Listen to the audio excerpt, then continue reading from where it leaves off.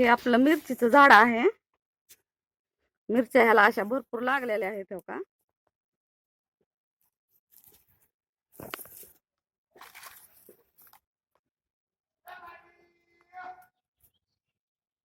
एकच झाड आहे हे, खूप मोठं आहे, दुसरे पण आहेत. भरपूर अशा मिरच्या लागलेल्या आहेत आणि एक वेळेस मी ह्याचा लोणचं पण खार पण बनविलेला आहे. तर आपण काही ठेसा करण्यासाठी थोड्याशा मिरच्या तोडून घेऊता.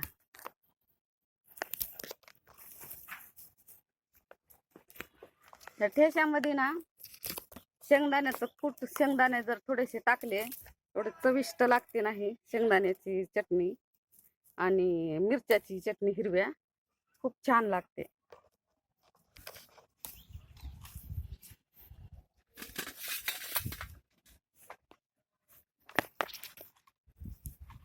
तर आपण आज चविष्ट अशी मिरच्याची चटणी बनवणार आहोत तव्यामध्ये.